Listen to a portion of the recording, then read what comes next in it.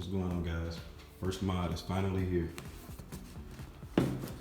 Aftermarket radio, definitely needed.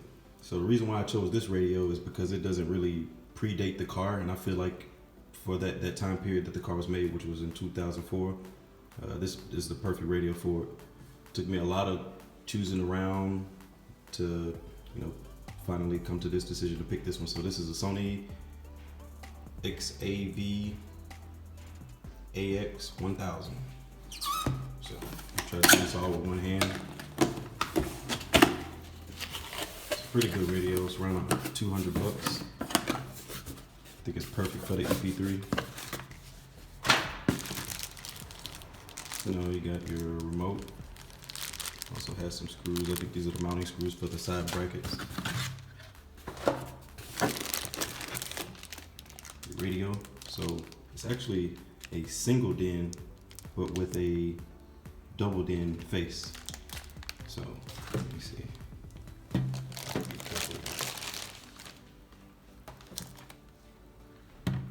So this is it. Put it right here. See a little bit better.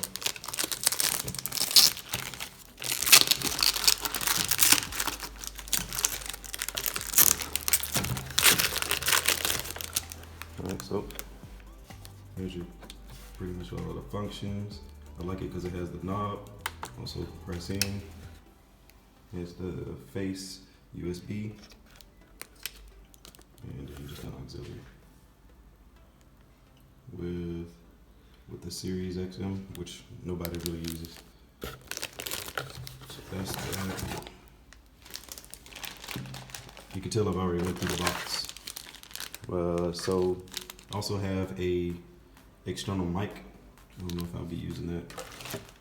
And then this is the harness for the car, which I had ordered already. They came with this radio face. So I do not like this radio face, and honestly I don't recommend, which I'll tell you about it in a minute and explain why. So this is the Soshi car stereo. I don't know if I butchered that. And then this is the exact one. So I also ordered I believe it's a Mitra car audio, stereo kit. And it comes with, it was like $9. It comes with a single DIN with a compartment on it. It also comes with, a double DIN, which is 2 single DIN bins, and also just a single DIN. Let me clip this up here. So I think we got this all set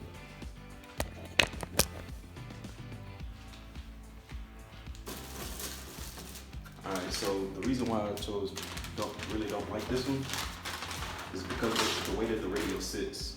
So in here, I don't know if you can see that, it's pretty thick, so the radio looked like it's pretty down in there, and it doesn't really line up properly. It looks pretty weird to me. So that's pretty much how it lines up with that one. Let's see. So, but with this one, it's going to take a little bit of altering. But however, the radio will sit way further up forward. But however, you do have to get rid of this middle bracket, and then that's pretty much it. So I'll try to go ahead and do that now, and then give y'all a little visual. I'll take these plastic apart pretty fast.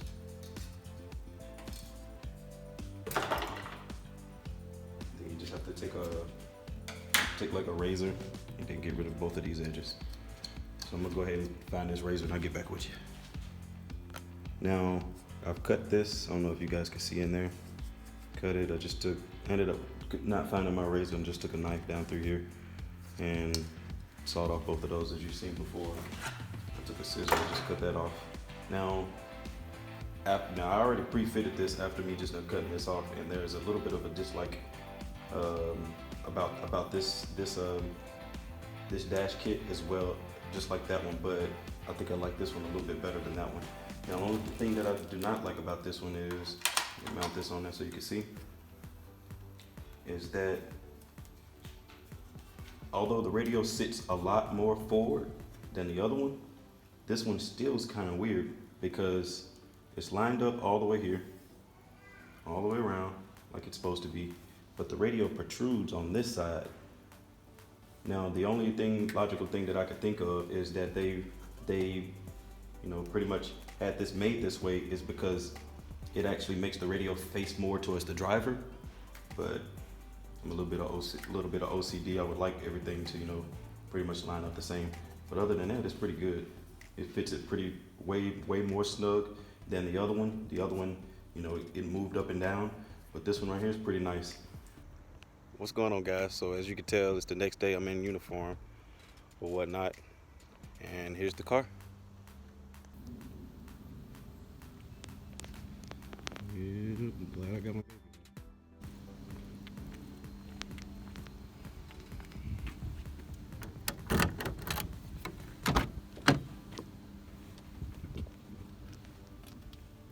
So since my phone cut off on me, I'll try to do a little bit more explaining, even though I got most of it off already. So in order to move the console that's here, which is this, how to remove this off is you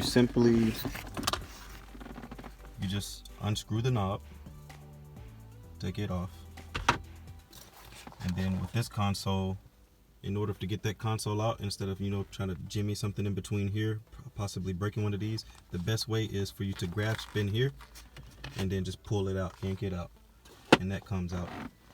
Now there's two screws. There's a screw that'll be here, and then there's a screw that'll be here. In order to get to those, you need to take the retaining clips out from the glove compartment, which they're here, and you just literally press them in and unclip them out and finesse it out to on both sides so that it drops down. And then on this side, you have to remove this, which it's pretty easy to remove that. These are the clips that were holding the glove compartment up. So, and then these are the clips right here that I was telling you about right there. And then after that, you have to remove this right here. So this, literally, you unclip it up and then pull that out. And then as far as getting the radio out, the first thing you would do, I would recommend, is you pulling up on the radio, and then it'll get the bottom out. And then you moving the side, which unclips the sides. And then you holding the radio itself while pushing up to remove the radio. And then after that, it's just a series of unclipping all of the harnesses. So you have this harness, this one, and this one, and then just the antenna, which you end up with this, with the old single DIN from 2004.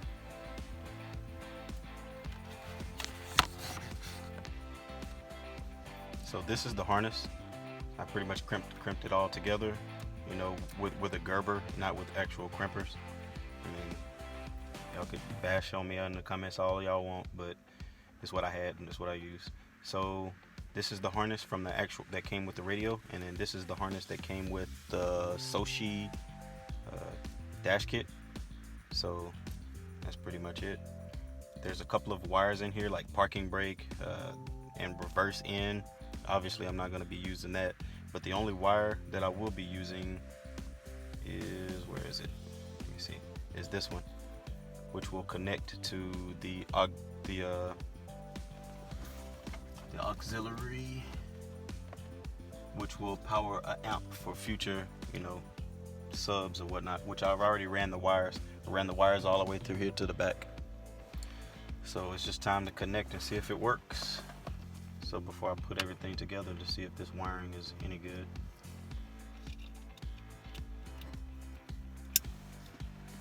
So that,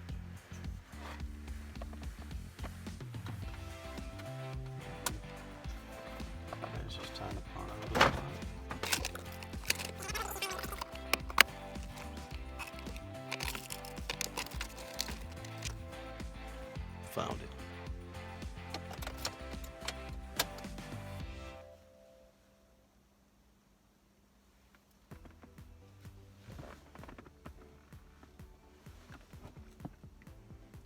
So it's actually getting power.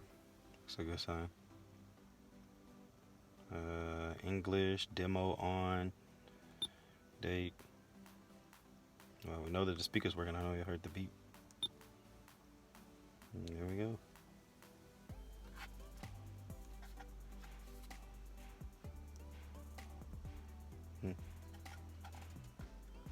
Let's see.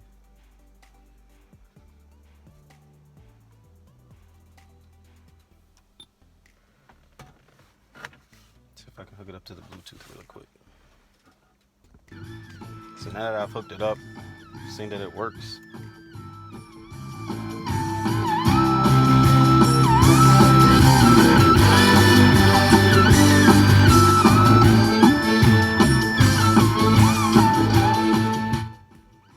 So now I'm gonna just put everything back together and go through all of the functions and see how this thing works. So I lost a little bit of that footage right there because I turned around and I guess I received a text message and it turned the camera off. So right now I'm in the process of removing the radio from the actual console itself. So I had to remove like a bunch of these screws and also the knobs. So it was only 3 screws right there. You had to take the knob, pop the knobs off. I mean, they pretty much pull off right here. So each knob, all 3, they were right here. Pull all 3 off. Those 3 screws to remove this. And now I can access these screws right here in the side, these 4 screws, where this was getting in the way at first. So yeah, now I'm just unscrewing this, and then I should be able to pop the old factory radio off and then mount the new one on. So this dash kit piece right here just clips in and it sits in there just like that. Just held in by these 4 clips. Yep. So here's the radio, pretty much fitted up where it's gonna stay. It's pretty sturdy. It's held together by only 2 screws because I only could get 2 of the screws to line up. So I used the screws that came with the radio on the factory bracket. So there's this screw here and this screw here. Yep. So now it's just time to, put back on all of the stuff and then mount it back in there. So let me show you real quick where I mounted the microphone. I don't know if you guys can see it in there. But yeah, the microphone that came with it, I mounted in there. It has a hook on it, and there's like a little metal bracket that pretty much pinches it on there, and it is pretty snug. It doesn't move, and I have it angled just enough to right there. And then this piece right here is what goes over it. It's almost like it was meant to be. So then I'm gonna just run the wires through there, put it all behind there, and get it all connected. So right now I'm connecting my remote wire for a future system that I had already ran. I ran the wires to.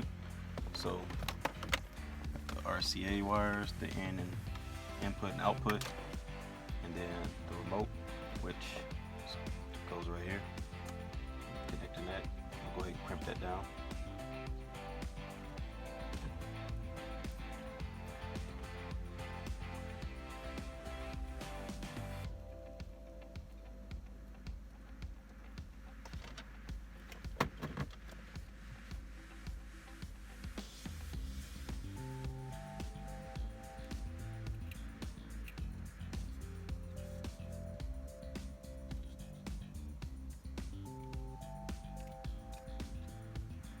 So now that that's set, there'll be a future,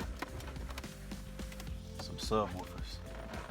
I think y'all post in a comment what brand subwoofers you think, subwoofers and amp combination you think I'm gonna go with. I don't think anybody, I guess. It's a very underrated company that I'm going with. So right now, right here, we got the finished product and pretty impressed with it. I went through the functions a little bit so I could better know how to work through things. So as soon as you turn on the radio, turn on the power, it comes on pretty fast. Connecting everything.